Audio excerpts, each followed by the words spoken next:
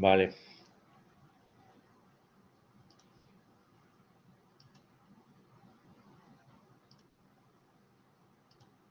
Un momentito.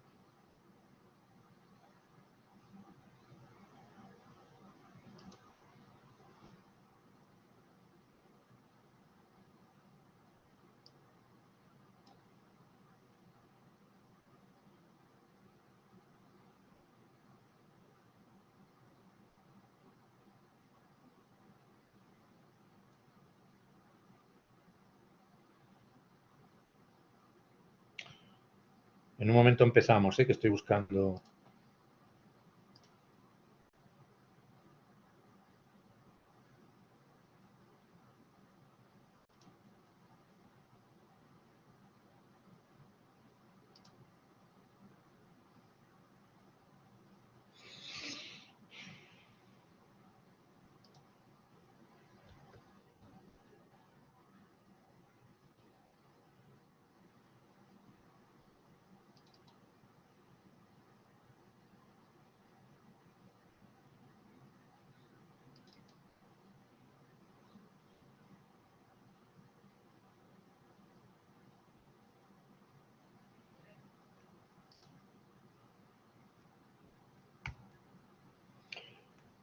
Bueno, vamos a empezar, si os parece, ¿vale? Bueno, creo que ya habéis dado una clase de ética, una introducción a la ética. Hoy el tema que está anotado en el programa es los principios o los fundamentos de la deliberación ética y lo que son los comités de ética asistencial. Vamos a hablar un poquito de todo eso, pero inevitablemente tengo que empezar por repasar lo que significa ética para ponernos un poco de acuerdo en cómo vamos a hacer el enfoque, aunque ya hayáis dado alguna definición. Cuestiones de método. Yo os voy a dar unas cuantas clases, dos seminarios, que son como clases pero participativas, y otro seminario que será un debate con pacientes. Que es una reunión con pacientes en la que los pacientes harán una narrativa sobre su paso por la enfermedad, su paso por el hospital y su sufrimiento o no sufrimiento en forma narrativa, uno detrás de otro, serán 4 o 5 pacientes, luego se abrirá un debate entre ellos sobre su experiencia y un debate con vosotros. Esa será una práctica. Las otras prácticas son seminarios. Y os pediré un trabajo en casa, que ya os lo digo, aunque os lo mandaré por correo, os lo digo ya. Será un comentario sobre un libro. El libro es de Schiller, Schiller, Schiller, que se titula, os lo mandaré, se titula Cartas sobre la educación estética del hombre, y son varias cartas, creo que son 20 y tantas cartas. Os pediré un análisis de la 6ª carta. Es un trabajo abierto, no tiene límite, ni de espacio ni de tiempo, es decir, que me lo entregáis antes de los exámenes, lo vais entregando progresivamente a un correo que yo os daré. Bueno, esto en cuanto tal, el examen ya os lo habrán contado, al final es un examen de test. Yo generalmente lo que hago son planteamientos casuísticos, es decir, un poco como lo hacen en el MIR, en el examen del MIR, un caso o una situación sobre la cual hay varios enfoques posibles, que son las alternativas de respuesta, ¿no? Pero siempre será un caso clínico.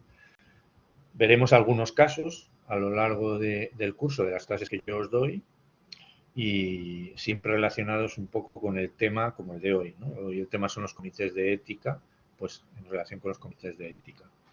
¿Tenéis alguna pregunta?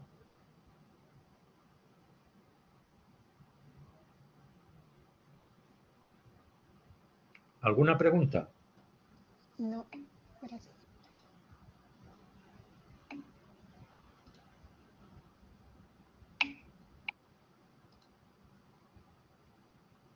Laura. No hay preguntas, no veo. El título del libro es, si me preguntáis, el título del libro es Cartas sobre la educación estética del hombre. Y el autor es Schiller, un romántico alemán del siglo XIX. Bien, pues entonces avanzamos un poquito, si no hay ninguna pregunta sobre esto y sobre método, ¿no? Bien. No es sobre método, pero sobre cómo os voy a contar yo las cosas.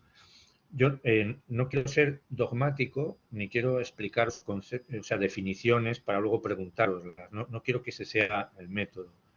Me gustaría que el método fuera contaros más o menos cómo veo yo las cosas, cómo veo esto, cómo veo el problema ético, lo que hay en mi experiencia, todo lo que hemos experimentado en la práctica clínica y que saquéis vuestras propias conclusiones.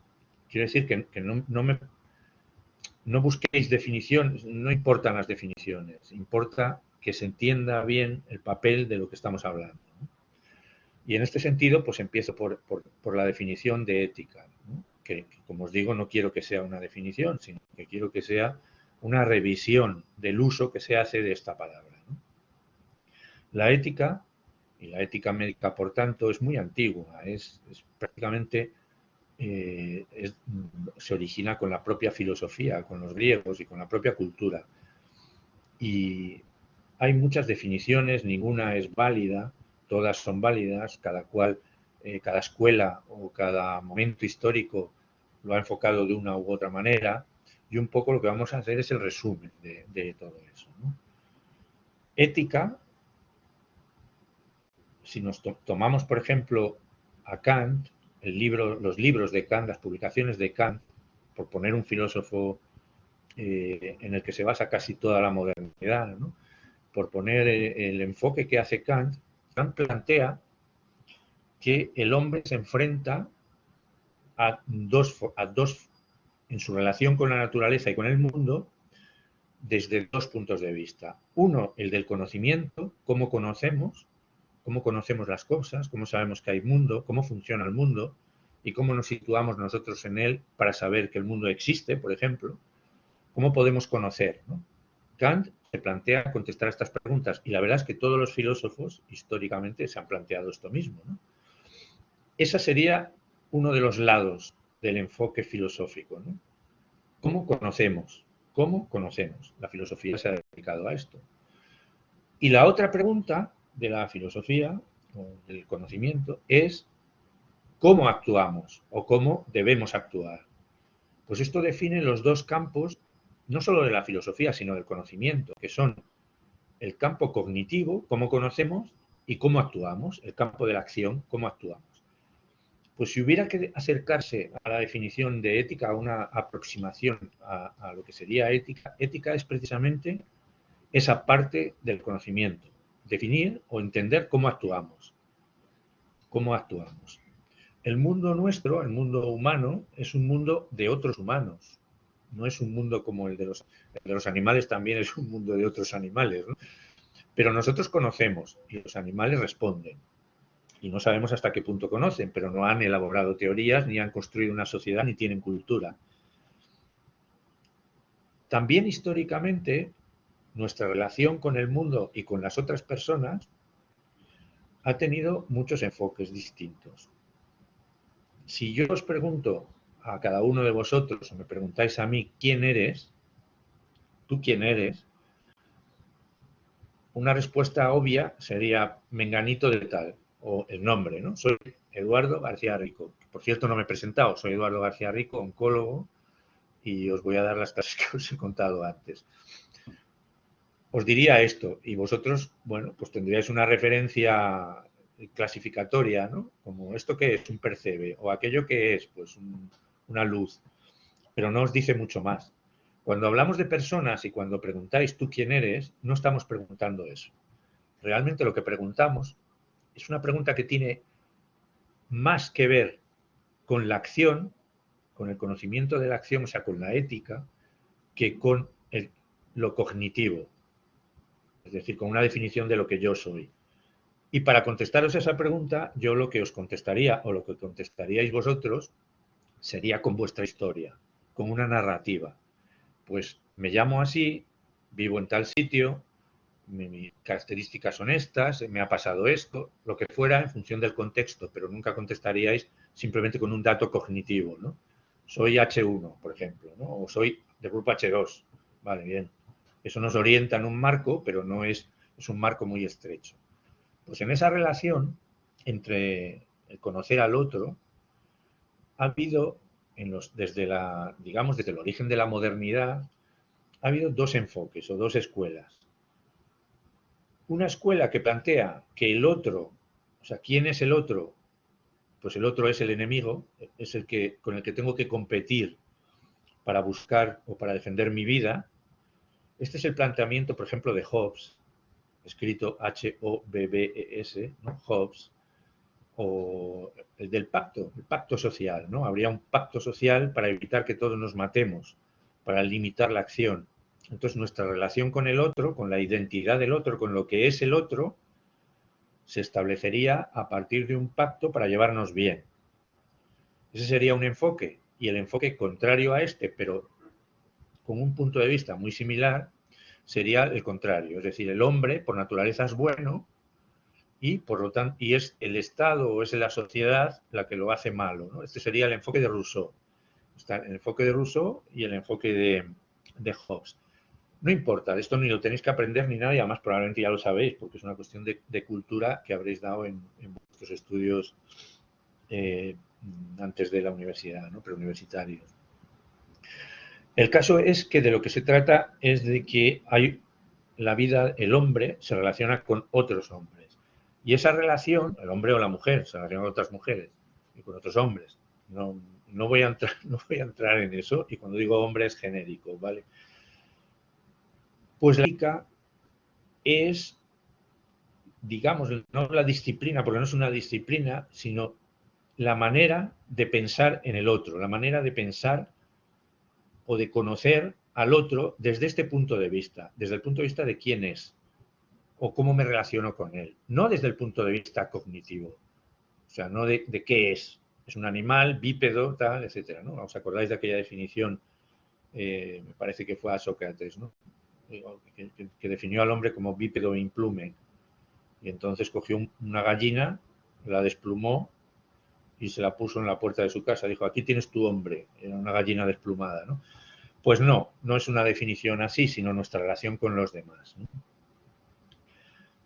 Veréis por qué os cuento todo esto. Bueno, ya vamos enfocando un poquito el tema ético, ¿no? Desde otros enfoques filosóficos, la ética se ocuparía en esa relación del hombre con el hombre, de nosotros con los demás, de establecer los valores, lo que es bueno, lo que es malo en cada momento, ¿no? La ética sería la disciplina filosófica que se ocupa de estudiar en una sociedad los valores, ¿no? Y los valores surgirían espontáneamente en la sociedad. A esos valores que surgen espontáneamente en la sociedad, se le llama moral. Y la ética sería el estudio de la moral. Esto sería un enfoque más filosófico, pero es más pedante. Yo prefiero lo que os dije antes, el planteamiento que os dije antes, ¿no?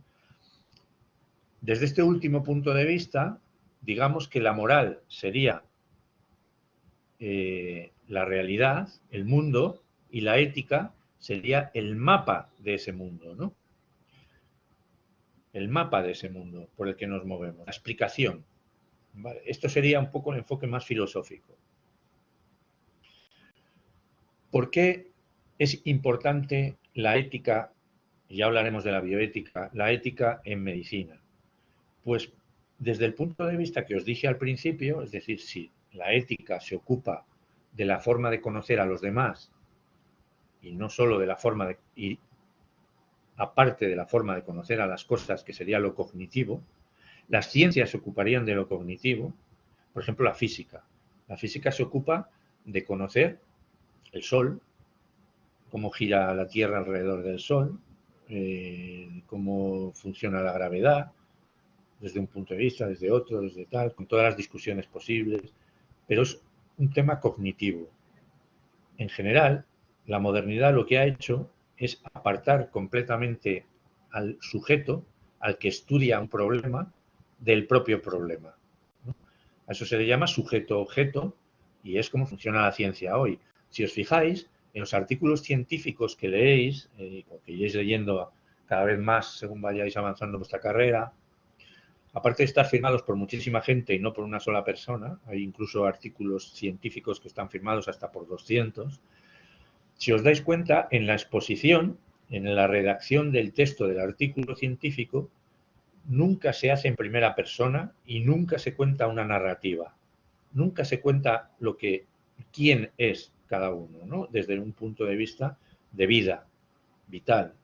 Lo que se intenta es apartar al hombre del hecho cognitivo, del hecho científico. El hecho científico es independiente, es como si surgiera solo. De hecho, se considera que si metes un yo, por ejemplo, yo pensé, estaba yo investigando en mi laboratorio aquella mañana de un 12 de abril, eso te lo rechazan, no se puede explicar así. No importa la mañana, no importa quién eras tú, no importa si investigabas o no, ya se supone que lo hacías, lo que importa es exactamente qué se hizo. Se hizo, no hiciste, ¿no? Esa es impersonal completamente. Bueno, esta es la historia de la ciencia desde el punto de vista cognitivo de la modernidad. Lo cierto es que la medicina moderna, la que se funda a partir de la modernidad, la que practicamos hoy, con más tecnología que entonces, cada vez con más tecnología, la medicina se ocupa de lo cognitivo, es decir, se ocupa de eso, se ocupa de cómo está constituido un tejido, cómo funciona una proteína, cómo se pliega una proteína, cómo está constituido el ADN, cómo funciona un gen, qué es un gen. Si os dais cuenta, bueno, estos son hechos objetivos, son objetos de estudio, ¿no? Y son objetos de los que se ocupa la medicina y de los que vosotros os vais a ir ocupando en cada curso hasta que terminéis la carrera. La complejidad cada vez será mayor. Ahora estáis estudiando, hasta tercero habéis estudiado las básicas, las ciencias médicas básicas, la anatomía, la histología, la bioquímica, la biología, desde el punto de vista básico. Espera, perdonad un segundito. Está Félix. ¿Quién es Félix? Me mandaste a venir hoy a la entrevista. La tienda... La Perdonad un segundito. ¿Sí? Que se saque una analítica. Que se saque una analítica. Y que en un ratito se la ves. Y en un ratito la veo y me dices, vale. ¿Qué quieres en la analítica? En la analítica, todo y los marcadores tumorales, ¿vale? Bueno, perdonadme, estoy hablando desde el hospital y estoy en una consulta que he aislado, pero aún así se producen filtraciones. Bueno, habéis estudiado ciencias básicas y habéis estudiado, digamos, desde el enfoque que os contaba antes, la parte cognitiva, ¿no?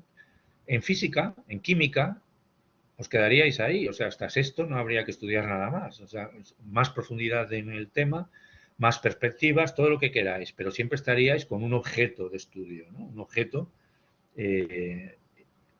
más o menos inanimado, un objeto independiente de vosotros, publicaríais desde una forma neutral, etcétera, etcétera, ¿no? Pero si os dais cuenta, la medicina se ocupa de eso que hemos dicho en las ciencias básicas, pero es que eso que estudia la medicina tiene un sentido de acción. Es decir, lo estudiamos para que de ese conocimiento se desprenda una acción que además se enfoca sobre una persona, no sobre un objeto impersonal, sino sobre una persona. Ese tejido, esa proteína, ese ADN, esos genes, esa histología o esa anatomía, es una anatomía no objetiva, es una anatomía de una persona. Habría, en paralelo con la separación entre lo cognitivo y lo ético, habría aquí también una separación entre el tejido y la persona que lleva el tejido. La persona siempre es ética. Vuestra relación o nuestra relación con una persona, por más que queramos abstraerla en nuestra actividad médica, es imposible. Las personas sufren. Y no el concepto de la palabra sufrir, que también lo hemos ido modificando con la modernidad, ha pasado de ser una experiencia personal desagradable, como puede ser el dolor, o como puede ser la ansiedad, la angustia, la incertidumbre, ha pasado a ser objetiva también. Se habla de sufrir una enfermedad. Sufre una enfermedad, pero le hemos quitado el contenido personal a la palabra sufrir una enfermedad. Y además nos molesta. Os lo digo de esta manera, nos molesta. Es decir, cuando se habla demasiado de lo personal, intentamos centrarnos. Bueno, no me cuente tanto su vida y vayamos al grano. ¿Qué es exactamente lo que le pasa? Y cuando preguntáis qué es exactamente lo que le pasa a un paciente, estáis preguntando por los signos, por los síntomas o por la vivencia del paciente que a vosotros os es práctica para clasificar lo que le pasa dentro de una clasificación objetiva o de un contexto objetivo. Pues tiene la enfermedad de tal, de Chagas, o tiene una diabetes. Incluso habréis visto, lo veréis cuando tengáis rotaciones clínicas, que llegamos a llamar a los pacientes por su enfermedad. Por ejemplo, en la habitación 135, hay un paciente que es diabético. Pues acabamos, cuando preguntamos a la enfermera o la enfermera nos pregunta a nosotros, acabamos refiriéndonos a el paciente, no al paciente, sino a la habitación 135, el de la habitación 135 o incluso, ¿qué hay en la habitación 135? ¿Qué hay? Pues lo que hay es una diabetes.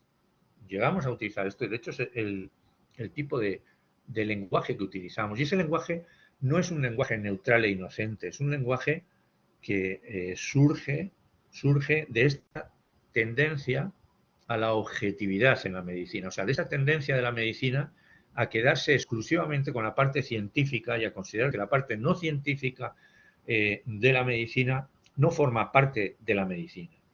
Y el hecho es que no puede ser así. No puede ser así porque la enfermedad el dolor, el sufrimiento, es personal, tiene una historia, una narrativa, y lo que nosotros tratamos es con esa narrativa. No tratamos también con la enfermedad, pero como parte. Y esto es lo que diferencia a la medicina del resto de las ciencias, y lo diferencia además de forma radical. Y por eso damos esta clase de ética médica, y por eso la ética es importante en medicina. Pero no como disciplina, no como puede ser la anatomía, por ejemplo. La anatomía tiene su objeto perfectamente definido, el cuerpo humano, que tiene partes que se estudian independientemente, que se analizamos, es decir, vamos troceando hasta llegar a lo mínimo, es decir, pasaríamos de disciplina, según vamos troceando o reduciendo nuestro análisis, llegamos de la anatomía al tejido, del tejido a la célula, de la célula a la molécula, etcétera, etcétera, ¿no? Ese procedimiento está muy bien, pero tiene que ir acompañado del procedimiento contrario, es decir, de una vez que el conocimiento ha llegado en esa reducción a la estructura completa del problema, hay que hacer el recorrido contrario, hay que volver de la estructura a la persona que sufre el problema. Es decir, a la persona que tiene una anatomía, que tiene un tejido, que tiene una molécula, que tiene tal, y que eso ha disfuncionado o ha producido un sufrimiento, ¿no? Y entonces la medicina se ocupa del sufrimiento. Y por eso la ética no puede ser una disciplina como las demás en la que aprendáis, pues ética es esto, es lo que estudia la moral. Y hay tales tipos de ética, y hay unos principios, y el principio es 1, 2, 3, etcétera, ¿no? No se estudia igual que se estudia un tejido, ¿no? Las células del tejido pulmonar son los neumocitos tipo 2, tipo 1, y las células epiteliales con tal, no se estudia igual, no se puede estudiar igual, porque habla la ética de relaciones, y de relaciones entre personas, y habla de valores. Bueno, esto es una presentación. Vamos a pasar por un pequeño vocabulario, para saber cuando hablemos de qué estamos hablando, ¿no? Hemos visto ya lo que sería ética, la relación con el otro, es una forma de relación. La ética, si queréis una definición, y me quedaría con esa, es la sabiduría de la acción. Es la sabiduría de la acción. Teniendo en cuenta que sabiduría no es... Sabéis que hay una diferencia entre acumular datos, entre tener conocimiento y adquirir sabiduría. Los datos son hechos fríos, es lo que hace la ciencia. La El conocimiento es cuando esos datos los integramos y somos capaces de hacer una teoría. Pero por encima de la teoría estaría la sabiduría, y es cuando introducimos el componente ético, ¿no? Es decir, cuando esa sabiduría vale para algo. Vale, pero valor no en el sentido utilitario, sino en el sentido moral, en el sentido de valores. Por ejemplo, en medicina el valor fundamental es entender el sufrimiento. Es entender que todo lo que estamos estudiando, toda esta parte que hemos dado hasta tercero de ciencias médicas básicas, tiene solo tiene sentido si lo colocamos en el contexto del sufrimiento de una persona, de las personas, ¿no? Y esa recolocación de todos esos datos ahora en una ética es de lo que tenemos que ocuparnos, ¿no? ¿Cómo lo hacemos? ¿Esto cómo se hace? Bueno, pues no sabemos todavía cómo se hace. O sea, la asignatura esta precisamente es para tener un debate o para despertaros la conciencia de que esto es una obligación del médico, ¿no? Bien, ¿qué es la deontología? Bueno, es una definición. La deontología es más bien un código que tiene que ver con la profesión. Es un código profesional. Es algo relacionado, por ejemplo, con los colegios de médicos. Son las normas de los colegios de médicos sobre cómo, que controlan un poco cómo actúan los médicos. Es decir, lo que es deontológico o no es deontológico se refiere a, bueno, tú puedes decir que no atiendes a un paciente. No, yo a este paciente no le atiendo. Bueno, pues la deontología se ocupa de definir si un colegiado, un médico, puede decidir no atender a un paciente porque no le cae bien, por poneros un ejemplo. También sería un problema ético y también sería un problema moral, pero fundamentalmente es un problema deontológico. Hay un código deontológico que no obliga, porque no es obligatorio, pero recomienda las cosas que están bien o están mal en el marco de vuestra actividad cotidiana, en una consulta o en un hospital, ¿no? Bueno, cada vez los códigos deontológicos están más regulados, digamos, por la ética o por un código más genérico, no por un código, sino y ahí es donde veremos el papel de los comités de ética, que por un comité deontológico del Colegio de Médicos. Aún así, de vez en cuando interviene el Colegio de Médicos. Bueno, ¿qué lugar ocupa el derecho en todo esto? Porque el derecho también es un código y el derecho habla de justicia. Sabéis que el concepto de justicia, en última instancia, justicia, lo justo, ¿qué es lo justo? Lo justo es lo que me corresponde, ¿no? Por derecho. Lo que es justo es que todos tengamos lo mismo, que no haya diferencias en lo que le toca a cada uno, ¿no? El derecho se ocupa de esto. Y el derecho se ocupa, en última instancia, de regular tanto la moral como la ética, como la deontología, cuando escapa el problema a todos estos códigos no completamente definidos que implican la moral, la ética y la deontología, ¿no? Lo veremos con casos concretos, ¿no? En la historia de la ética médica, digamos de la bioética, el origen, aparte de ser teórico, el origen práctico, el origen más práctico de la bioética está probablemente en la necesidad de tomar una decisión con respecto a la aplicación de la diálisis a los pacientes con insuficiencia renal en los años 60, cuando no existía tecnología y medios aplicables a toda la población que lo necesitase, ¿no? Sino que había que elegir. Había que elegir y establecer prioridades para ver esos recursos a quién se le aplicaba. Eso requirió un debate deontológico, un debate ético, un debate moral y finalmente una intervención de la justicia. Porque si un paciente se considera agraviado en su derecho, o sea, en la justicia que le corresponde porque no ha sido incluido en una lista de, por ejemplo, trasplantes o una lista de diálisis, considera que tiene derecho y pone una demanda o pone una querella, ¿no? Y entonces interviene la justicia. El origen de la codificación de la bioética, que es un poco la asignatura, la ética médica, lo que estamos dando, es ese, realmente, es la acción, es la sabiduría de la acción. ¿Cómo se resuelve este problema? No hay recursos para todo el mundo y hay que priorizar. ¿Cómo lo hacemos? Este fue el origen. Luego vinieron más cosas, ¿eh? Vinieron más cosas y que se fueron codificando y se fueron estructurando de más manera. Seguimos viendo definiciones. Os decía que la ética es a la moral como la geografía es al territorio, ¿no? La geografía es el paisaje, las montañas, la realidad, ¿no? No, perdón, al revés. La geografía es la teoría, es la descripción, la teoría que describe las cosas, el mapa, es el mapa.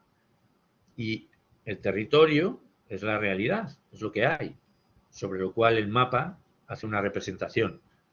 La ética se ocupa de la moral, como la geografía se ocupa del territorio. La biología se ocupa de la vida y la gramática se ocupa del lenguaje.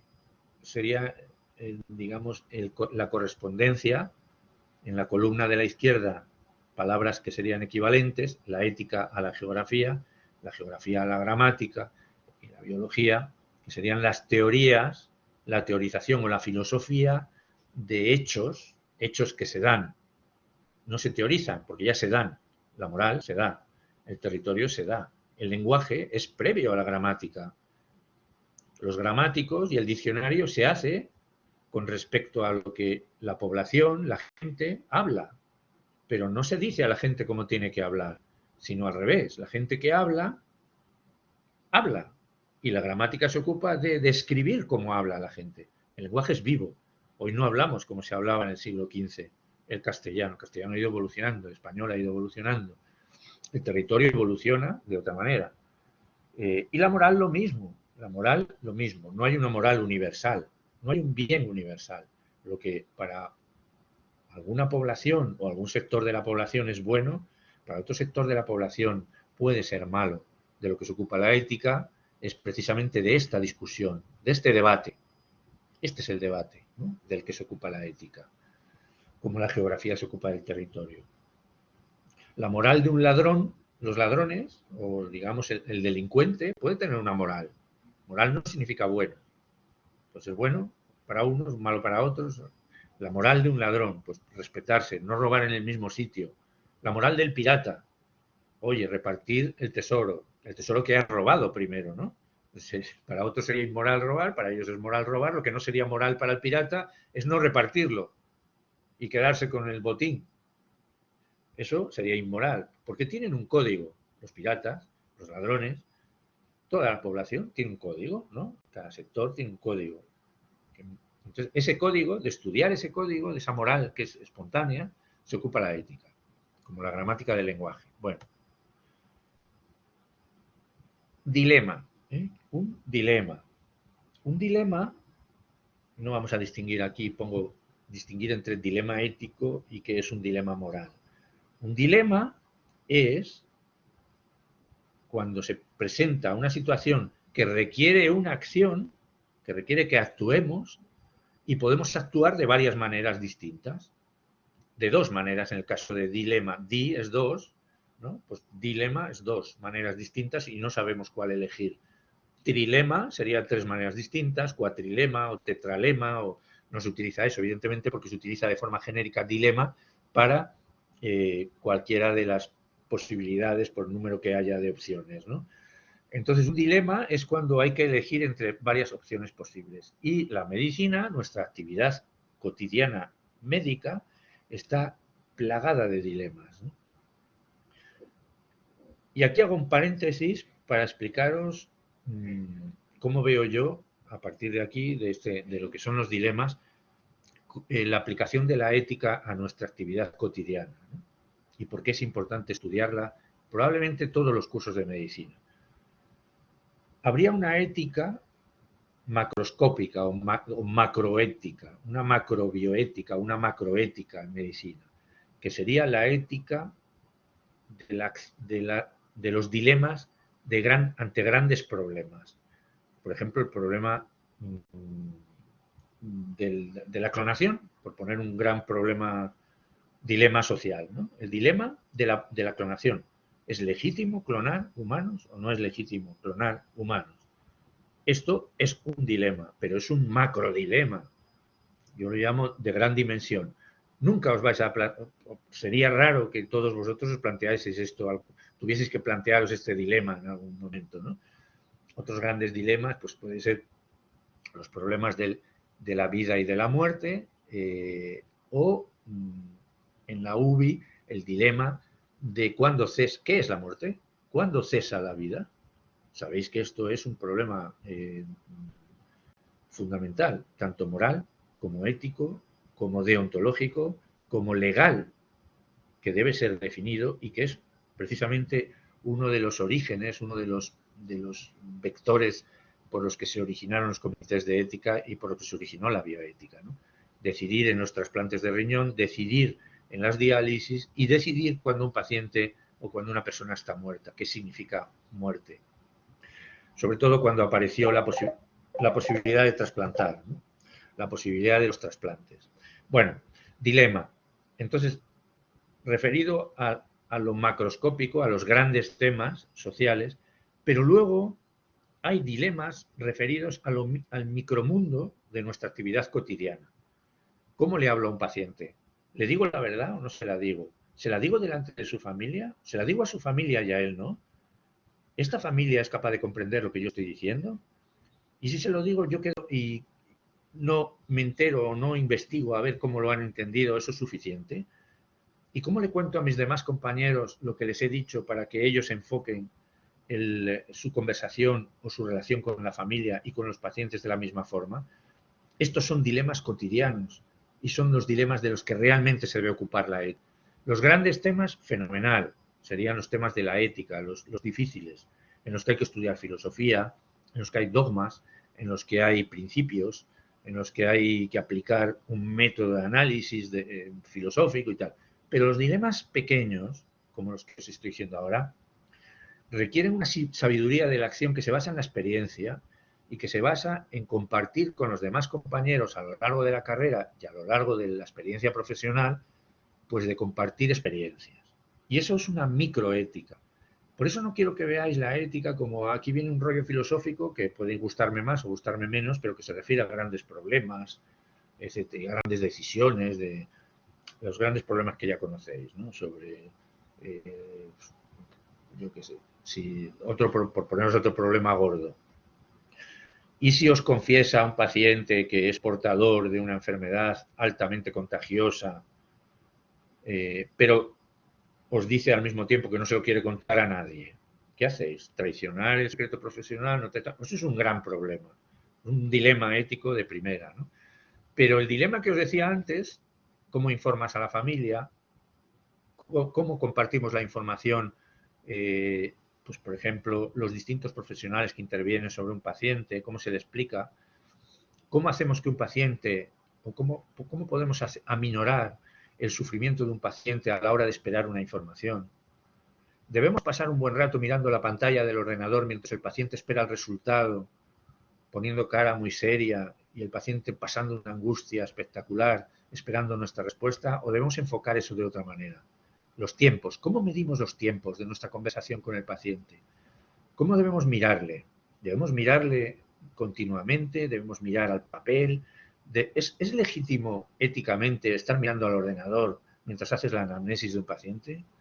En fin, como veis, esos no son grandes problemas y no son grandes problemas que interesen a la sociedad hasta que está enferma. Claro, cuando está enfermo sí que lo sufren en una consulta y se sienten maltratados o tienen un sufrimiento añadido, ¿no? Un sufrimiento que no estamos siendo capaces de controlar porque no nos han enseñado a hacerlo, porque nos han enseñado anatomía, nos han enseñado fisiopatología, nos han enseñado las causas y los efectos desde el punto de vista científico, que solamente hay una causa, la causa práctica, la causa utilitaria. Y acordaos, si lo habéis estudiado, que Aristóteles definía 4 tipos de causa, no solo una. Nos hemos quedado solo con una, ¿no? Bueno, un dilema. La definición de dilema ya la hemos visto. Un dilema es un problema que puede resolverse mediante 2 soluciones, ninguna de las cuales es completamente aceptable. Un dilema genera cierta duda entre lo que profesionalmente o bien puede que moralmente debe actuar y lo que moralmente como persona sienta que debe actuar, mostrando así una discrepancia de pensamiento. El dilema se utiliza en ocasiones como recurso retórico. En las formas debes optar por A o B, en este caso A y B serían proposiciones que conducen a conclusiones adicionales.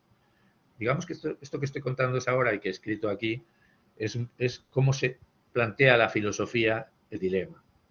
Para vosotros será mucho más sencillo, porque no vamos a tener que teorizar o hacer una especie de metafísica sobre el dilema, ¿no? Usado de este modo, el dilema puede en algunas ocasiones llegar a proponer 3 soluciones. Sería un trilema, ¿no? En fin, yo creo que más o menos la idea de dilema queda clara. La forma de argumentación en la filosofía clásica, un argumento. ¿Qué es un argumento? Por ejemplo, ante un dilema, uno quiere escuchar argumentos. Pues dame un argumento en favor de A y dame un argumento en favor de B y yo veré, no sé en función de qué, ya veríamos cuál es el argumento que tiene más peso. Pues la manera de argumentar es determinante. Y no puede ser, o no debería ser, y aquí no se aplicaría la democracia, no puede ser que te convenza más uno que por votación decidas que A es más ético que B. No vale, no funciona así. La argumentación clásica tiene muchos enfoques. Habría un enfoque lógico, eso se llama logos, un enfoque lógico racional, ¿no? Pues A es más potente que B, porque B es un argumento de menos peso, porque tiene una contradicción, por ejemplo, ¿no? Habría un tipo de argumentación basada en el ethos. La racional sería el logos. En el ethos sería relacionado con la credibilidad o la confianza y sería la forma de razonar ética, ¿no? Y habría, o sea, la de tener en cuenta al otro y tu empatía con el otro. Y si yo me encontrara en esa situación, ¿y esto cómo sería yo? ¿No? Y luego habría un pathos en la argumentación que sería relacionado con la emoción. Sería llevar al extremo la empatía. Es decir, no puedo ver esta situación, no lo soporto. Bien, esto solo os lo cito, no tenéis que aprender nada de esto, estamos hablando. Vamos a pasar esto. Vamos a pasar esto. Y aquí os planteo un tema que, si os parece, como tendremos la siguiente clase, serán presenciales, os lo dejo planteado para discutir. ¿Vale? Mirad, se trata de un paciente de 90 años que tiene dolor abdominal, tiene un dolor intenso que le aparece de golpe. Dolor abdominal que se irradia a la espalda, ¿no? Se irradia de delante a atrás, transfixivo. Y entonces, por distintos procedimientos de imagen, por ejemplo, una ecografía o un escáner, se descubre que tiene un aneurisma abdominal disecante. Eso es un aneurisma que está probablemente, no lo sabemos, pero puede estar en progreso. Se puede estar aumentando de tamaño porque por eso le duele. Y entonces nos planteamos el dilema. El dilema es, hay que meterle en quirófano porque sabemos que tiene una alta probabilidad de romperse el aneurisma y por lo tanto de morirse el paciente. El dilema es si cirugía o si las características del paciente hacen que la cirugía pueda ser incluso peor que la muerte derivada de una rotura del aneurisma, ¿no? Aquí hay un dilema. ¿Cuál sería la opción válida? ¿Cuál sería la opción correcta? No hay ninguna opción correcta. No hay ninguna opción correcta. No hay un manual donde busquéis la respuesta a esta pregunta. ¿Hay intervención o no hay intervención? ¿Es una decisión técnica? Esta sería la primera pregunta que os haría. Os la hago a vosotros, ¿eh? ¿Es una decisión técnica? Es decir, ¿qué quiere decir una decisión técnica? Una decisión técnica es una decisión en la que aplicaríais las ciencias médicas básicas, es decir, todo lo que habéis estudiado hasta tercero. Anatomía, fisiología, biología, histología, anatomía patológica, etcétera, ¿no? Bueno, en el caso de un aneurisma, esta decisión basada en la técnica sería, ¿qué es un aneurisma? Un aneurisma es una debilidad de la pared arterial en la que se produce una discontinuidad en dicha pared que la despega, se debilita, se dilata la arteria y al estar debilitada la pared llega un momento, generalmente se produce por arteriosclerosis o por la acumulación de grasa, por la acumulación de calcio, llega un momento en que la resistencia de la pared arterial es superada por la presión de la sangre, porque el paciente además es hipertenso y entonces se rompe. Entonces, estudiaríais el riesgo de ruptura que tiene en función de vete a saber qué parámetros, porque yo no los conozco ahora mismo, pero seguro que un cirujano cardiovascular os conoce, el riesgo que tiene de ruptura y lo estudiarías ese riesgo, ¿no? Pues el riesgo es cómo era la pared, qué tamaño tiene, en qué localización está, es por encima de la renal o por debajo de la renal, infrarrenal o suprarrenal, etcétera, etcétera, ¿no? Entonces haríais un análisis técnico del problema y con esos datos técnicos tendríais la esperanza de poder llegar a una solución. Falso, sería muy complicado. Solo acumularíais más datos para al final llegar al mismo punto. Es decir, lo meto en quirófano o no lo meto en quirófano.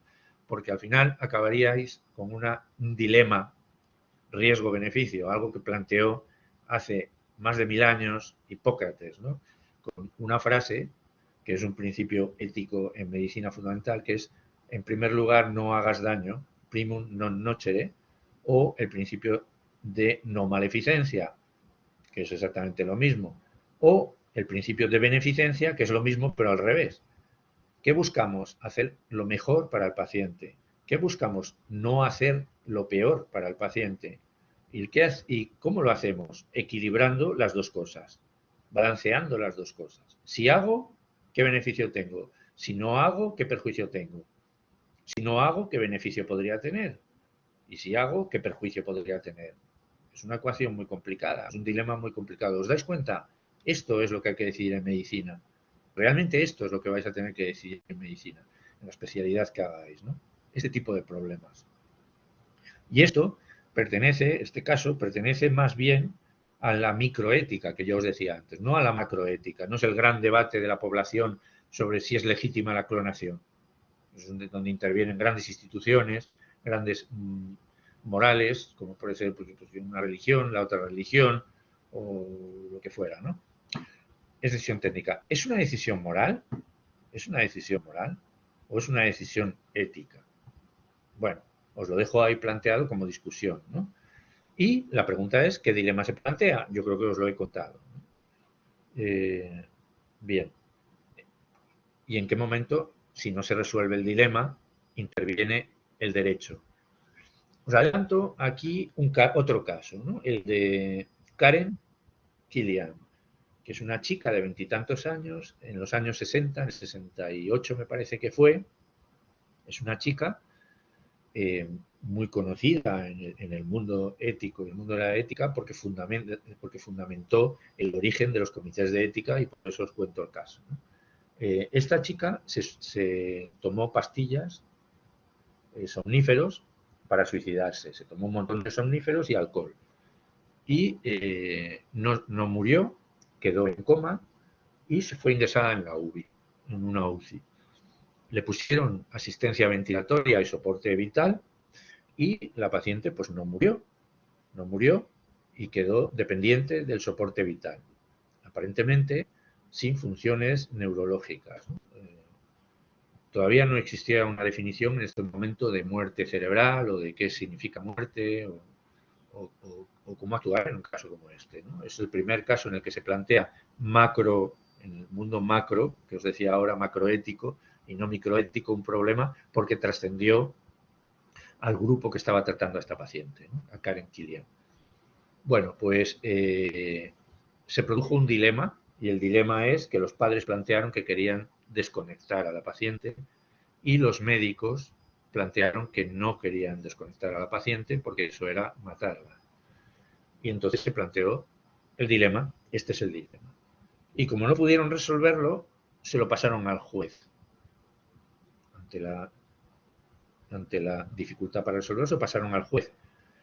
Y el juez recibe toda la información, la lee, y bueno, os lo cuento un poco caricaturescamente para que nos entendamos, ¿no? Y el juez estudia el caso y se enfada porque pues no entiende el análisis técnico, lo que decía antes, lo de la decisión técnica. Tiene un montón de datos sobre el electroencefalograma, sobre el ritmo cardíaco, sobre la insuficiencia cardíaca, sobre las proteínas, el no sé qué, el sodio, el potasio, no sé cuántos y tal. Pero todos estos datos y el soporte vital. Y todos estos datos al juez no solamente no le dicen nada, sino es que no entiende absolutamente nada. No es capaz de entender esto ni tiene por qué, además, ¿no? Y claro, ¿cómo puede tomar una decisión sin un soporte técnico? Al mismo tiempo, podría tomarla porque digamos que la prioridad de la decisión la tendría la familia, desde un punto de vista exclusivamente moral o ético, si el juez lo ve así, podría decidir, ¿no? Pero considera que ninguno de estos enfoques es adecuado con la información de que dispone. Y entonces lo que le dice es a los médicos del hospital que constituyan un comité para deliberar el caso, sumando los elementos técnicos del caso con los elementos éticos y con los elementos morales. Es decir, discriminando muy bien, introduciendo cuál es el debate, qué es lo que plantea la familia, cuál es su argumento, cuál es la argumentación de la familia. Es un argumento basado en el logos, basado en el ethos, basado en el pathos, o sea, basado en la emoción, en los valores o en la racionalidad. ¿En qué se basa esa decisión, ¿no? Y entonces plantea que se reúna un comité en el hospital, no necesariamente y exclusivamente profesional, no de médicos, no de técnicos, sino de técnicos y no técnicos, para debatir también el enfoque moral y el enfoque ético. Y este es, en realidad, el origen de los comités de ética pues, en todo el mundo. Es el primer comité que podríamos llamar de ética asistencial que se crea en un hospital, yo creo que fue en Boston, y es el primer hospital en el que se crea un comité de ética. Lo que pasó después es que hubo este debate, se le devolvió el enfoque, porque los comités de ética no, a partir de ahí, y lo que le pedía al juez es un informe, no pedía una decisión para él certificarla o validarla. Él lo que pedía es un enfoque en un lenguaje normal que él pudiera entender para tomar una decisión. Esto es el teléfono que se ha activado, no he entendido algo. Bueno, pues el juez decidió que tenían razón los padres, que tenían razón basado en toda esta discusión, y que había que desconectar a Karen Kilian, ¿no? Y se desconectó, pero la paciente no murió. Esto fue el primer año. La paciente vivió 9 años más, en total vivió 10 años en la UCI, ¿no? Desconectada, pero en muerte cerebral, ¿no? A partir de aquí se inicia el debate sobre la muerte, qué significa muerte, pero no es un debate que os pueda parecer filosófico, ¿no? ¿Qué es la muerte? Pues la muerte es, ¿somos o no somos después de la muerte? Y todo. No es un debate de este tipo. Lo que forzó el debate, aparte de la necesidad de tomar una decisión con respecto a Karen y a otros pacientes que están en una situación similar, lo que forzó al final fue un criterio utilitario, ¿no? Fue un criterio social utilitario, que fue el descubrir, bueno, la práctica de los trasplantes y de la donación, por lo tanto, de órganos, y lo que pudiera ser o no legítimo con respecto a la donación de órganos. Ya conocéis un poco toda esta historia, pues porque la hemos vivido o en los periódicos o la vivimos cada día, ¿no? O sea, esto sí que sería la macroética, ¿no? Es decir, cómo se dona, cuándo se considera que un paciente o una persona ha fallecido, qué significa muerte cerebral, qué significa la actividad del tronco o la actividad del cerebro. Un electroencefalograma plano es suficiente para justificar la muerte aunque el paciente siga respirando o no, ¿no? Y eso es un debate que, bueno, pues que a día de hoy continúa más o menos abierto. Y está sujeto a deliberación. Y este es el otro concepto que os quiero contar, ¿no? Deliberación, que entra aquí. Deliberación es el debate que se genera a partir de un caso como este que estamos mostrando aquí, a partir de los agentes de decisión que se intenta que sean tanto técnicos como no técnicos, incluso no técnicos en nada. Por ejemplo, una persona de la calle, el kiosquero del kiosco del hospital que está enfrente. Este señor o esta señora valdrían para opinar, porque sería una opinión de la calle, una opinión normal, una opinión popular, normal. También habría un técnico médico, un técnico en el problema específico, pero también un especialista moral. ¿Qué es un especialista moral? Pues nadie especialmente que esté por encima de los demás, sino alguien que tenga, por ejemplo, una lección moral, un religioso, o puede ser un catedrático de ética, un profesor de ética, o lo que fuera, ¿no? Alguien que conozca un poco más la técnica de la deliberación o de las cosas que existen o de las opiniones que existen socialmente y cómo pueden ser cómo son asumidas o respetadas, ¿no? Y así se constituyen la idea de los comités de ética asistencial. Son núcleos a los que se les presenta, núcleos de personas, especialistas y no especialistas, a los que se les presenta un dilema ético para que se produzca una deliberación frente a un problema para el cual la medicina no puede decidir porque ha llegado al máximo, al límite de sus posibilidades de decisión con su conocimiento clásico de las ciencias médicas básicas. Ha llegado al extremo. Ya no se puede aportar más información que genere una decisión racional. Hay decisiones que sí que son, no, ni siquiera, es decir, imaginaos un soporte vital absoluto, pero no una muerte cerebral, pero sí una dependencia total de aparato. Bueno, es muy complejo, ¿no? Siempre puede haberlo, ¿no? Un segundo caso que se presentó un poquito más complejo,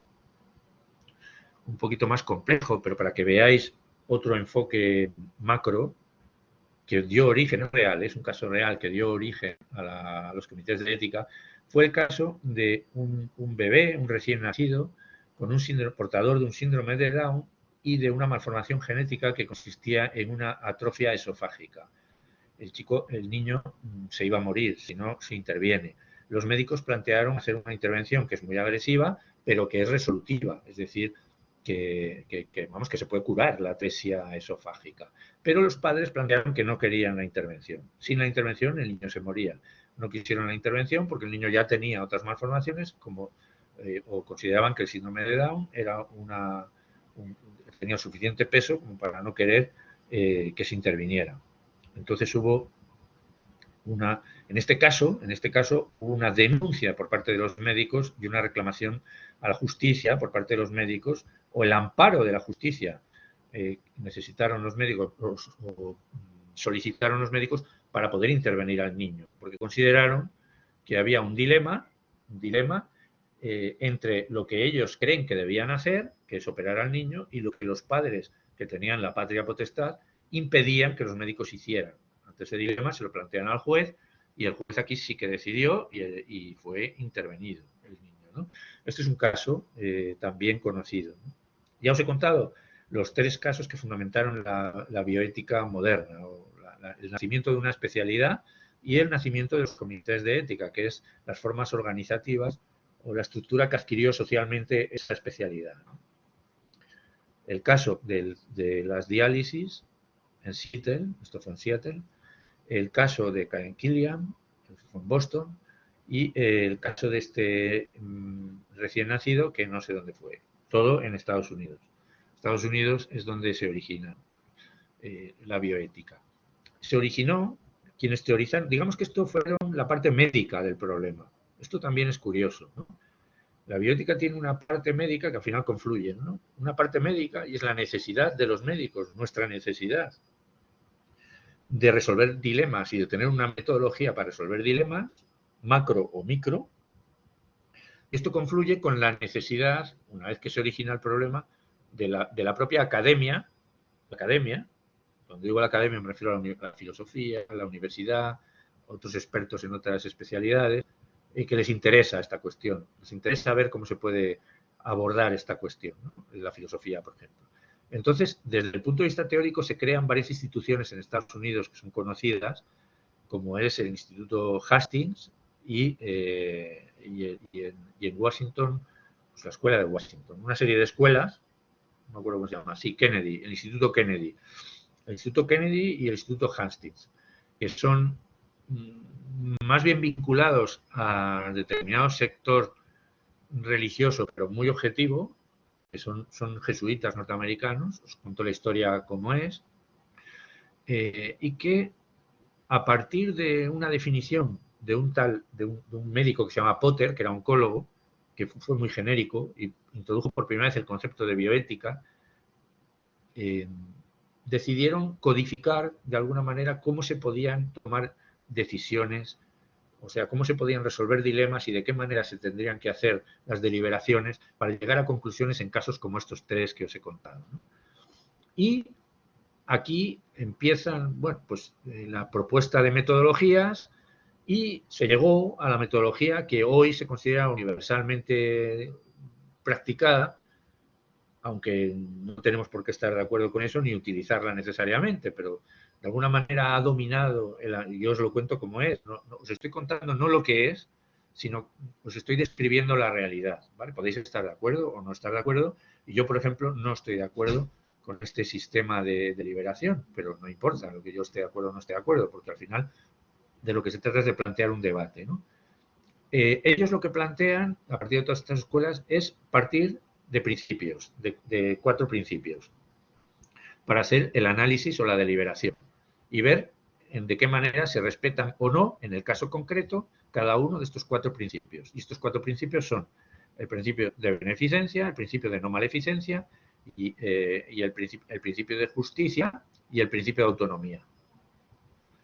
¿Qué significa cada uno de estos? Bien, del principio de beneficencia y de no maleficencia es una especie de lo mismo, es una especie de oxímoron, ¿no?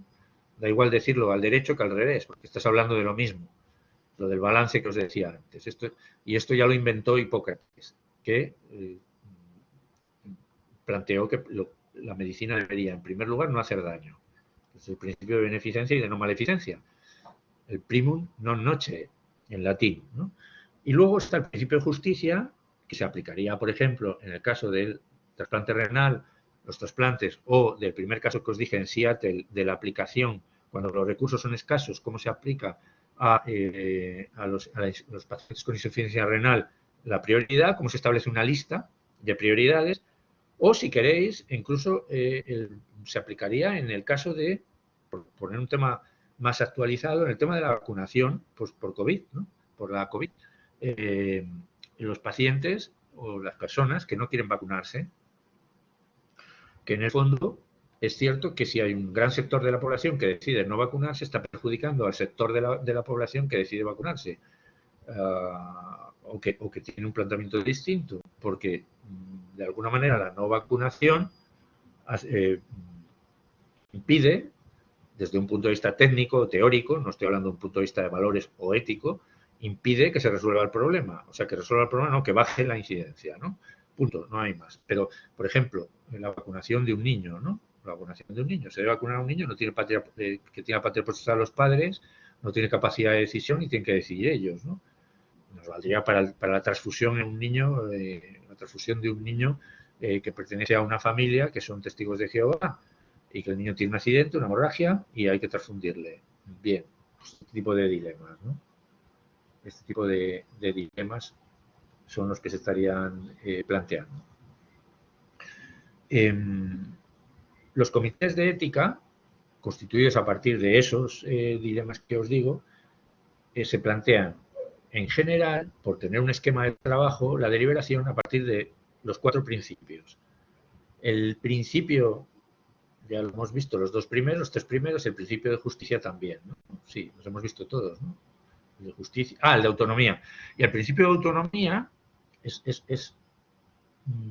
tiene su origen en, digamos, la evolución de la medicina, fundamentalmente en Estados Unidos también, y en los años 60, 70, en los años 70, cuando se produce una respuesta de los consumidores en muchos aspectos de la vida, el derecho de los consumidores, empezó así el movimiento, el derecho de los consumidores a opinar, ¿no? A opinar sobre lo que es bueno y lo que es malo con respecto al consumo, el tabaco, por ejemplo, etcétera, y la capacidad para tomar decisiones que impliquen la producción o no producción de determinados productos de consumo.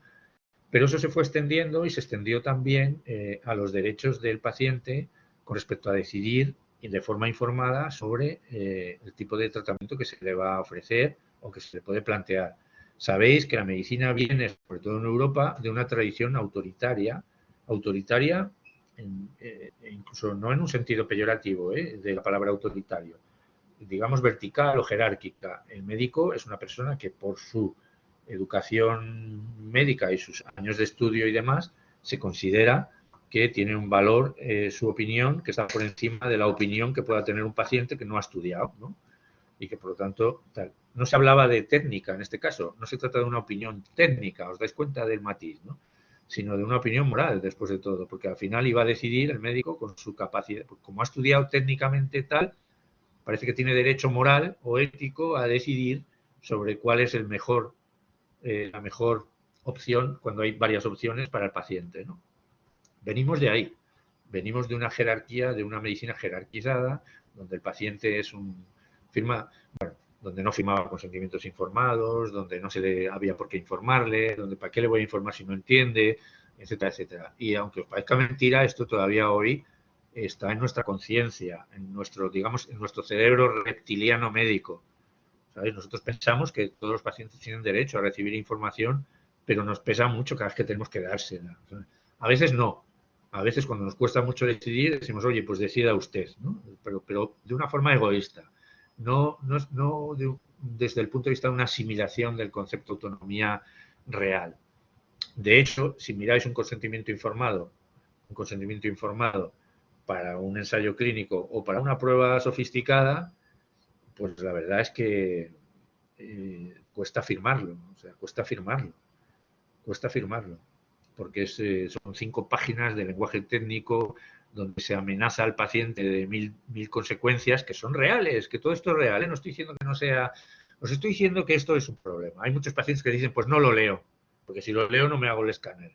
Un TAC puede tener una parada cardiorrespiratoria, puede tener una reacción alérgica, un shock anafiláptico, para un escáner. Pero es que para una punción venosa, es decir, para una analítica, pues tener también, pues tener un síncope vasovagal, una parada cardíaca, una infección local, una flebitis, una sepsis, en fin, al final nos hemos rodeado, hemos añadido tanta información que estamos abrumando a los pacientes, ¿no? Me voy un poquito por las ramas. Y estábamos con la autonomía. Y el principio de autonomía, en realidad, es un derecho adquirido por los pacientes que consiste en el derecho a ser informados de lo que va a pasar con su cuerpo y a decidir sobre lo que va a pasar con su cuerpo cuando existen opciones o incluso cuando no existen opciones, la opción de recibir el tratamiento o sencillamente abandonar el tratamiento. Este es el caso del niño que os decía con síndrome de Down. Lo que pasa es que ese caso es mucho más complejo porque el niño no tenía capacidad de decisión. Pongamos un caso un poquito más real y actual y que os puede ocurrir, ¿no? O a mí me ha ocurrido. Es un paciente que tiene un diagnóstico de cáncer de colon, que le propones un tratamiento porque tiene una opción curativa o no tiene una opción curativa, pero sí una opción paliativa muy interesante, o sea, con muy buenos resultados y una supervivencia buena y la evitación de complicaciones importantes, y el paciente te dice que total, si se va a morir, pues que no quiere pasar por la consulta, prefiere vivir tranquilo y tal. Hombre, en el caso de un cáncer de colon metastásico, donde la muerte es segura, es una opción que puede ser más o menos válida y que podríamos incluso estar de acuerdo. Pero si tuviera una opción de curación, tendríamos un problema. Ahí sí que tendríamos un problema, porque el paciente tendríamos que tener muy claro que tiene capacidad de autonomía suficiente el paciente para saber que está tomando una decisión correcta. Porque estaría abandonando la posibilidad de curación. Entonces estaría de alguna manera, bueno, propiciando su propia muerte, ¿no? Ahí tendríamos un dilema. Y esto sí que os puede ocurrir. Yo estoy poniendo un caso de oncología porque es más claro, pero os puede ocurrir en cualquier disciplina, ¿no? Por ejemplo, una enfermedad cardiológica o en el aneurisma que os contaba antes en un paciente de 90 años. Hombre, evidentemente, si el paciente tiene 90 años, la decisión es un poquito menos complicada porque la propia biología está determinando el pronóstico. Pero hay casos que son bastante más sutiles, ¿no? Bueno, hemos repasado poco a poco el origen de los comités de ética, en qué se fundamentan. Y esto aquí vuelve a empezar otra vez. Un momentito. Os voy a poner otra. Voy a cambiar de diapositiva. Llevamos 10:30, menos cuarto. Voy a cambiar. Estas diapositivas os las dejaré, ¿vale? Bueno, esta realmente tenía poca historia. Vaya, hombre, esto.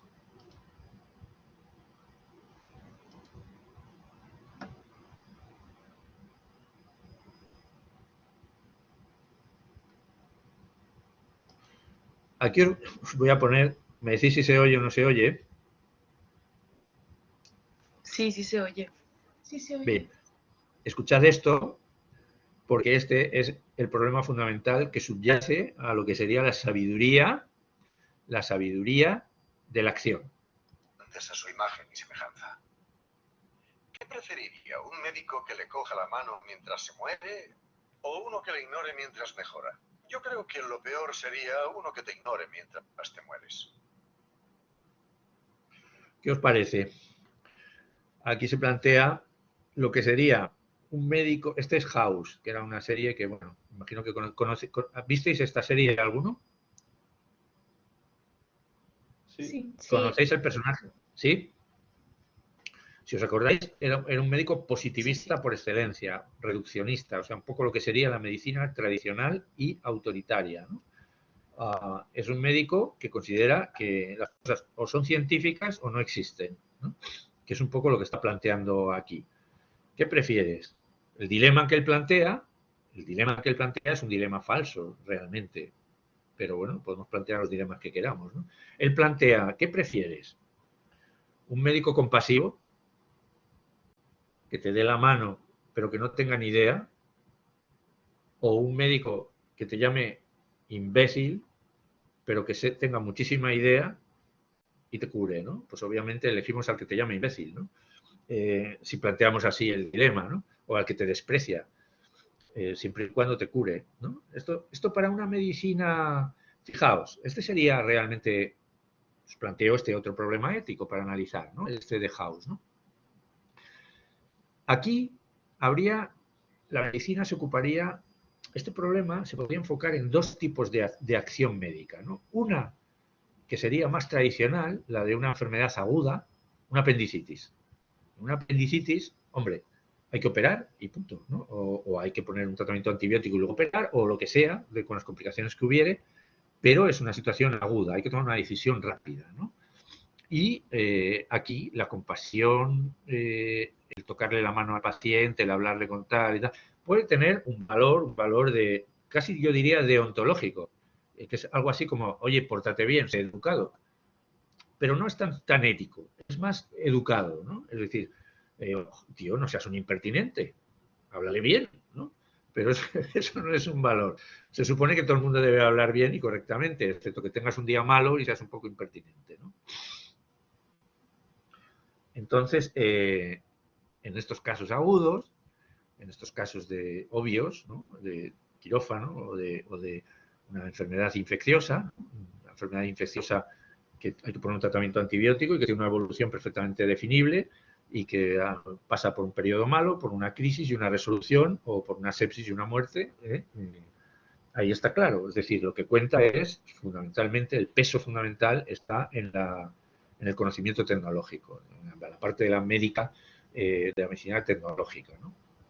Pero ahora os pongo otro caso, y es el caso de un paciente que está recibiendo tratamiento paliativo después de haberse intentado la curación y no haberse conseguido.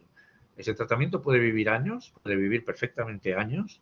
Sabemos que se va a morir simplemente antes de tiempo y se va a morir de la enfermedad, pero tiene una supervivencia en la que se le puede proporcionar una calidad de vida a partir de unos cuidados. Bien, pues en este perfil de paciente, aquí sí que tiene sentido este planteamiento, ¿no?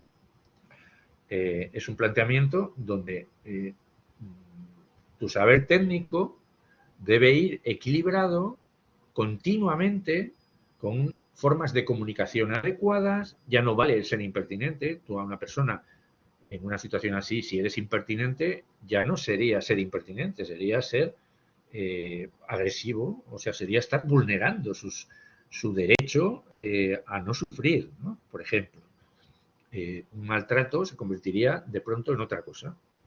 Aunque hagas las cosas bien, las propias cosas no estarían bien hechas, porque hacer bien las cosas incorpora, en este tipo de trato, en este tipo de pacientes, incorpora tu relación con otra persona, tu comprensión de su vulnerabilidad, porque lo que tú le estás aportando es algo más que un antibiótico, porque lo que ya ya has aplicado el antibiótico, ya has aplicado la quimioterapia, eso no ha funcionado, y ahora lo que estás aplicando son medidas de calidad de vida, ¿no? De calidad de relación, de calidad humana. Y esas, o las has aprendido y sabes utilizarlas y sabes manejarlas, o es imposible, ¿no? Entonces, House sería un incompetente en este sentido y habría sido denunciado al colegio de médicos, ¿no? Local. En este caso, no sé dónde estaba el hospital. Él se formó en Boston, parece, ¿no? En la biografía que se inventaron. Fijaos en este caso que os pongo aquí, que es muy curioso, ¿no? Voy a poner el este. ¿Veis? La misma revista, la revista Nature, en dos épocas. Una es del año 1890 o 1890 y la otra es de ahora, ¿no? En este caso pone una probable acción nerviosa observada en un insecto, ¿no? Y en esta otra se habla de CRISPR, ya sabéis lo que es un procedimiento de edición genética. Este es un caso de macroética, por ejemplo, la utilización de CRISPR para manipulación genética. Y sabéis que ya hay un caso en el mundo, en China, donde se hizo edición genética en unas gemelas. En unas gemelas no, en una niña cuya madre era VIH positiva. Esto, tenéis la polémica en la red, buscarlo, no os puedo dar la referencia ahora, pero al que le interese se la doy, porque este médico, el que hizo el procedimiento, absolutamente irresponsable, en este caso porque no había ni comité de ética, ni hubo debate, ni hubo deliberación, ni hubo nada, lo que hubo es eso sí, él contaba que hubo información a la paciente, pero claro, la información la dio él. Cuando se preguntaron las garantías de esa información, quién participó en darle esa información, pues fue él, ¿no? Y, ¿pero cuánto tiempo lo hiciste? Pues 1 hora, da igual, como si está 4 horas, ¿no? Es él.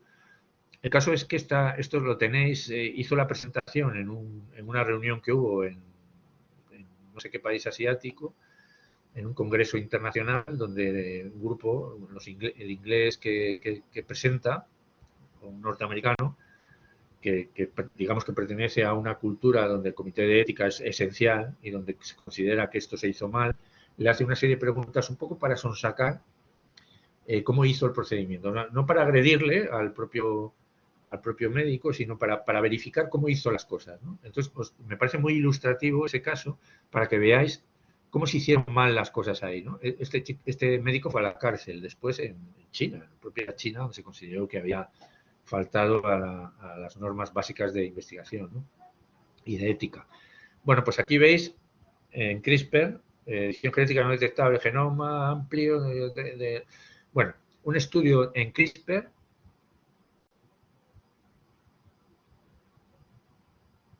without target mutations. Bueno, lo que me interesa aquí no es el contenido de esto, que no hace falta que lo entendáis, ni el contenido de esto, sino la firma, mirar esta firma. Un solo autor, mira estas firmas, un montón de autores y probablemente hubiera más. Bueno, en este caso hay, pues aquí ya debe haber unos 20 o 30. Y la redacción del texto, ¿no? Mirar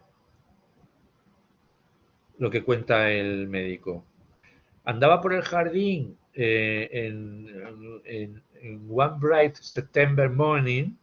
My attention was called to a moth fluttering in a peculiar manner on the ground.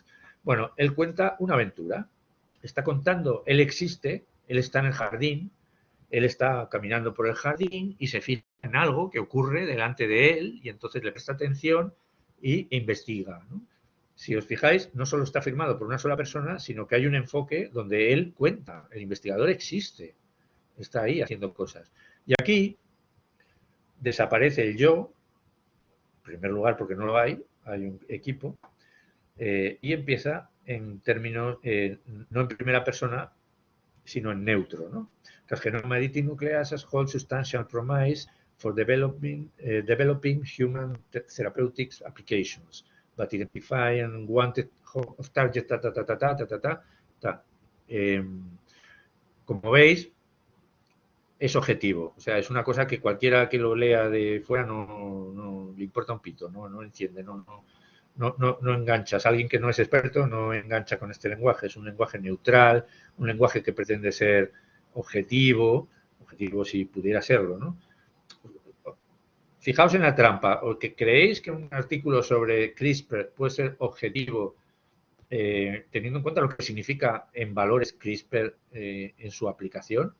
Bueno, sí, es un artículo técnico y tiene que ser un artículo técnico, pero tiene una implicación. Luego pasa lo que pasó con este chico, ¿no? Chino.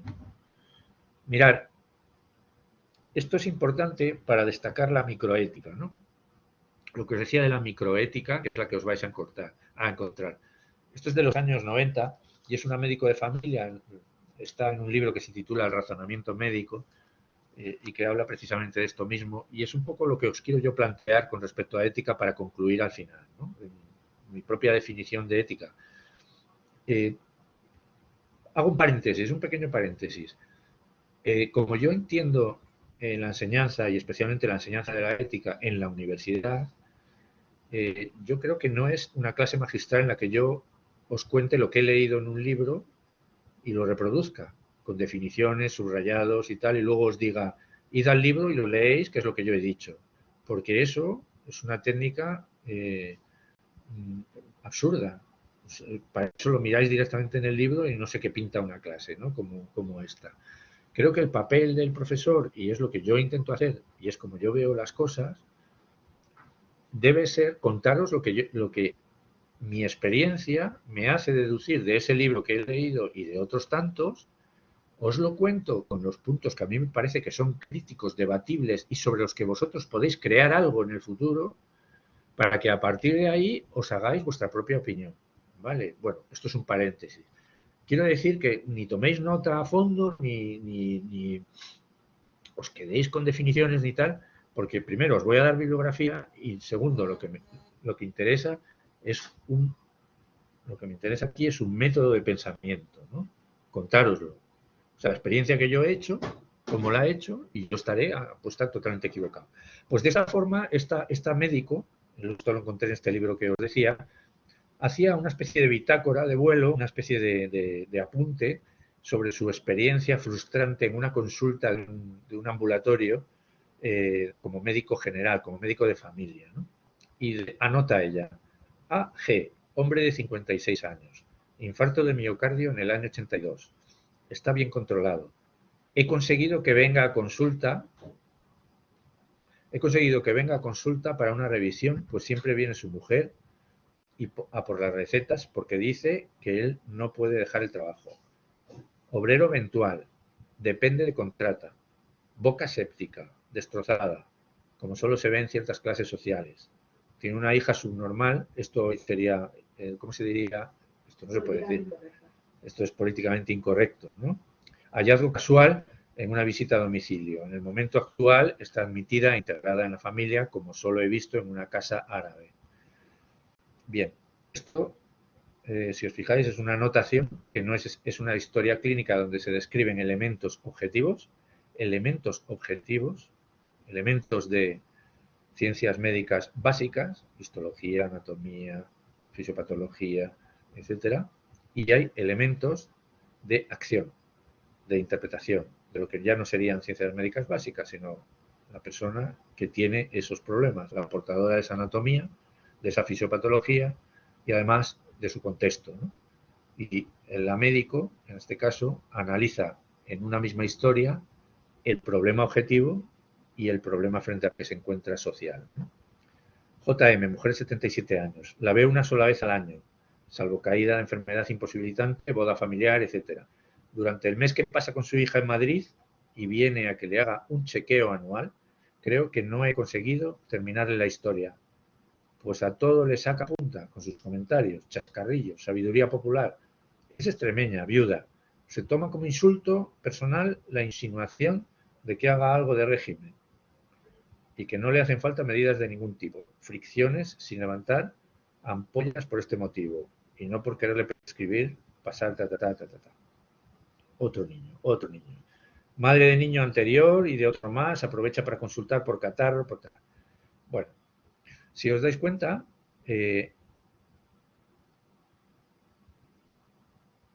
esta médico mezcla las dos cosas y al final la conclusión que saca un poquito más adelante es una enorme frustración, porque si bien puede atender con recetas la parte de ciencias médicas básicas, la parte por la que ha aprendido toda su carrera, el resto de problemas que son el núcleo vital del paciente y de su sufrimiento es incapaz de abordarlo porque trasciende a sus posibilidades de acción, ¿eh? De la parte de la acción, la parte de acción que os decía. Hay una parte cognitiva objetiva, y hay una parte de valores, ¿no? Una parte de acción. Una investigadora bioquímica que también es médica practicante encuentra la enfermedad de uno de sus pacientes desconcertante desde un punto de vista médico. Los procedimientos necesarios para investigar esos misteriosos rasgos son científicos, mientras que los procedimientos necesarios para tratar al paciente son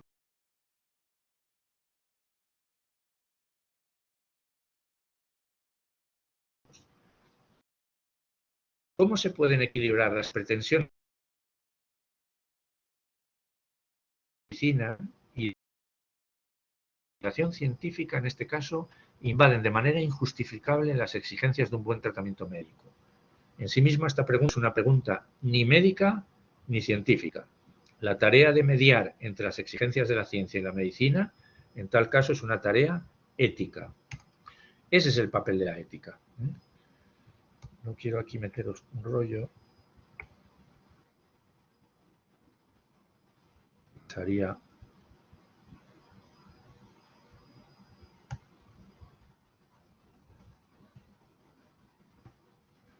Mirad, tenemos un modelo médico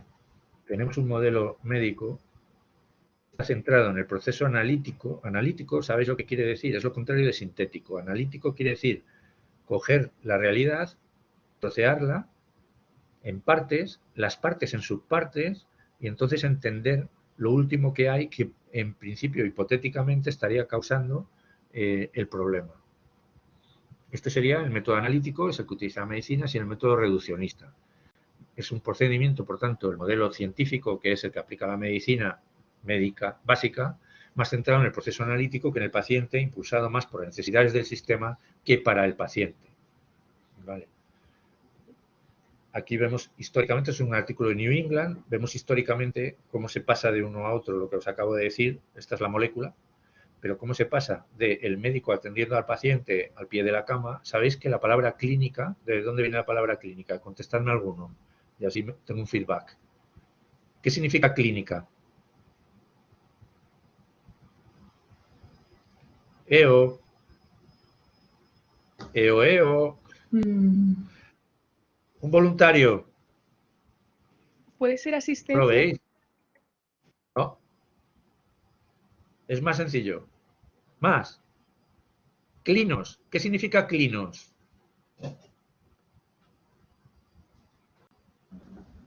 ¿El sitio donde se cura? Bien, bien. Va bien apuntado. ¿Cuál es ese sitio? La cama. Pues un hospital. No. Venga, más. Clinos. Clínica. Clinos es cama. Cama. Clínica es la ciencia que se hace en la cama. No es que estéis tumbados haciendo ciencia, es que el médico se tiene que sentar al borde de la cama con el paciente, y eso es hacer clínica. Perdón, de todo. Vale. Eso es hacer clínica, sentarse al pie de la cama del paciente. Ese es nuestro trabajo, y de ahí viene la palabra clínica. ¿Y quirúrgico? ¿Quiros? ¿De qué viene? De manos, ¿no? Muy bien. Es lo que haces con las manos, ¿no? El cirujano, el quirúrgico, lo quirúrgico es lo que haces con las manos, lo clínico es lo que haces al pie de la cama, ¿vale? La clínica.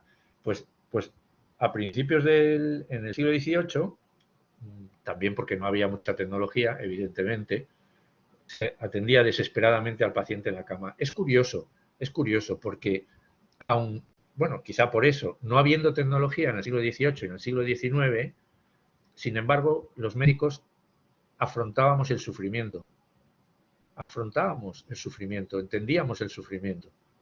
Conforme se ha ido desarrollando la tecnología, hemos ido comprendiendo cada vez menos el sufrimiento y entendemos cada vez más esto de aquí, las moléculas y demás, ¿no? Y el sufrimiento pues no nos importa. O sí nos importa, pero en un mundo distinto, ¿no? No en el mundo profesional médico. Es más, intentas que no te arrastre el sufrimiento de los otros. Fijaos, os decía al principio que la palabra sufrimiento ha sido apartada de la medicina, ¿no? Sufrimos bajas, sufrimos una escasez de recursos, o sea, sufren las cosas, pero hemos dejado de decir esta persona está sufriendo. Doctor, estoy sufriendo. Nadie te dice eso. ¿Qué quiere que yo le haga, no? O le preguntas, pero dígame por qué. Y entonces ya le preguntas por los síntomas, por los signos, etc. Pero el sufrimiento en sí no está bien definido, ¿no? Aquí sí que lo estaba. Se descubrieron los problemas pulmonares macroscópicos, ¿no? Había el caseum y las lesiones de la tuberculosis. Se vio que estaba constituido por determinadas células, había macrófagos, etcétera. Se vio cómo funcionaban los macrófagos en la inmunidad y se vio que los gérmenes, es decir, había bacilos y que esos bacilos podían ser intracelulares o extracelulares, que había un papel de los macrófagos, que había una inmunidad comprometida y finalmente, bueno, cómo funcionaban exactamente estas moléculas que fracasaban en la respuesta inmune en la tuberculosis y por qué tal.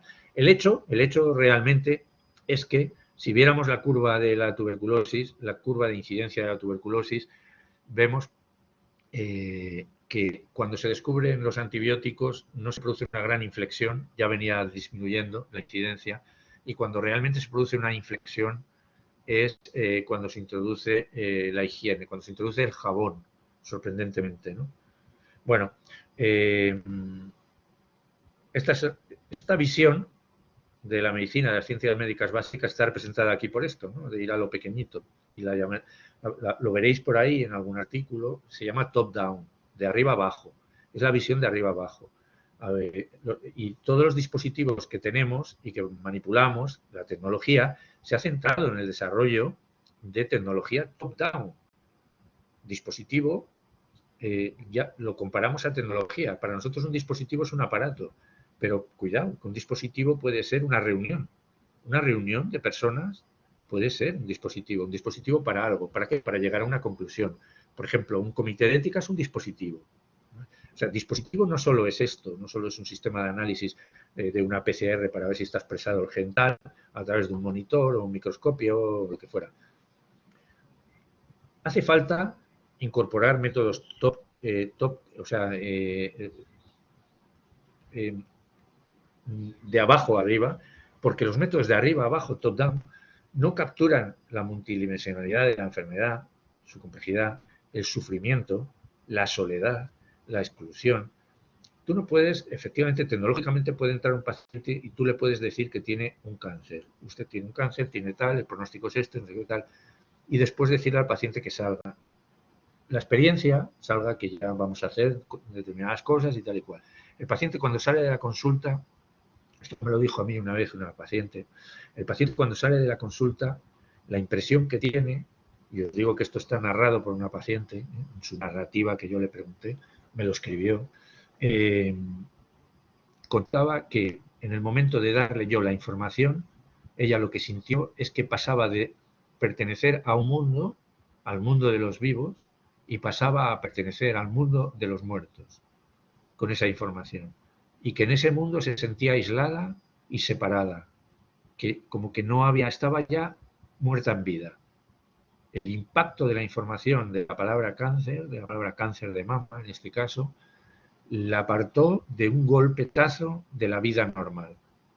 Bueno, esta impresión, porque ella lo contaba muy bien, porque era una mujer con mucha capacidad narrativa y de contar bien las cosas, las impresiones, es lo que sienten todos los pacientes. Lo que pasa es que muchos no lo saben expresar, no se atreven a expresarlo o no tienen recursos para decírtelo o para decírselo a alguien, ¿no? Y entonces se lo tragan. Esto lo vemos muchísimo, lo vemos muchísimo. Esto en familias, por ejemplo, hay familias que se rompen por la presencia de una enfermedad oncológica, porque no hay posibilidades de compartir un plano común. No hemos diseñado un sistema, los médicos, la medicina, un sistema para abordar ese problema. Hombre, sí, hemos diseñado subespecialidades.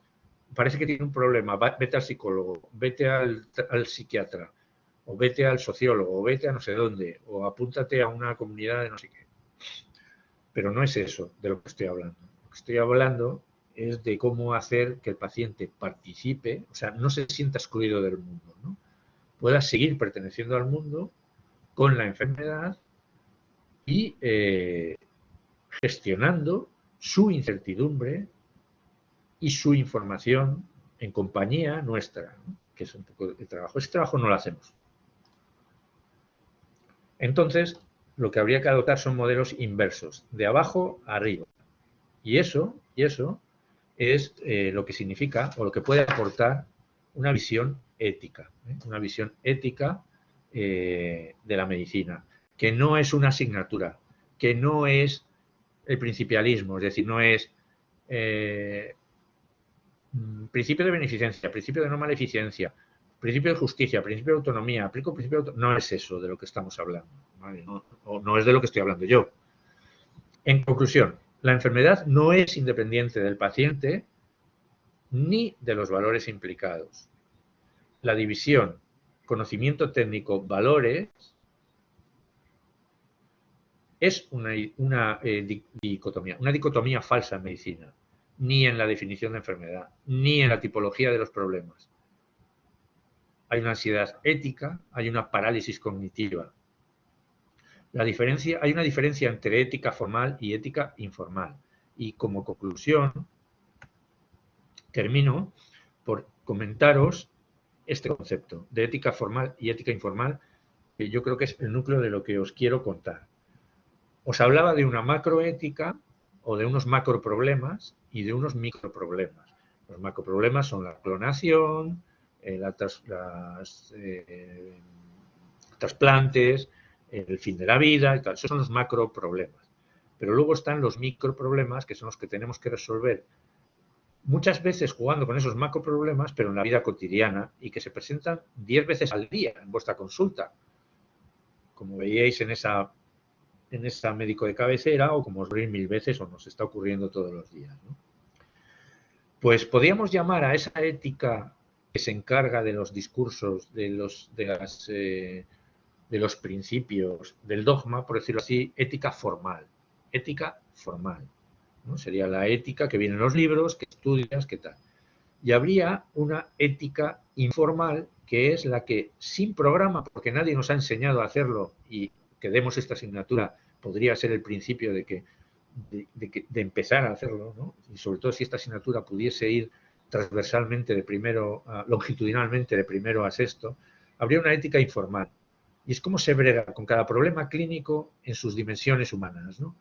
¿Cómo extraemos del problema la dimensión humana? Para recuperar en la medicina una visión de la persona como totalidad, no esa división que se ha producido siempre, ¿no?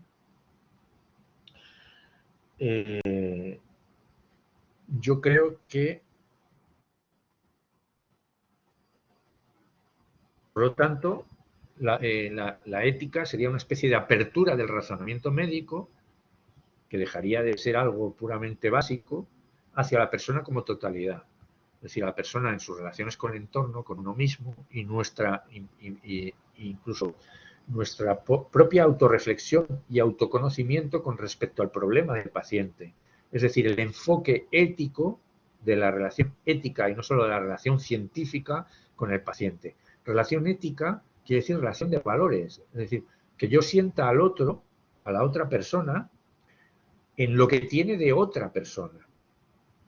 No en lo que se parece a mí, no en lo que se diferencia de mí, no en lo que se asemeja a mí, sino en lo que tiene en sí mismo de otra persona. Es otra persona que yo debo respetar. Como persona, no como cuerpo, no como un problema, sino como persona. Es decir, hay que recuperar, la ética médica tiene que recuperar la relación ética con el paciente, como persona. ¿Cómo? Bueno, aquí hay una propuesta que os hago yo. Mediante la suspensión del método técnico de pensamiento, es decir, el proceso que hacemos de aislamiento de lo que hacía House, ¿no? Lo que hacía House, para incluir mediante la narración, argumentación, la escucha activa, nuevos contextos, emoción y acción a cada una de las cosas que hacemos. ¿Vale? Pues termino. Ya en la siguiente voy a modificar un poco el plan, os hablaré de los CEAs, específicamente cómo funcionan, que es un poquito rollo, pero junto con los comités de ética e investigación. Vamos a hablar, los junto todos, para no separarlo, como parezcan dos cosas distintas. ¿Vale? ¿Preguntas?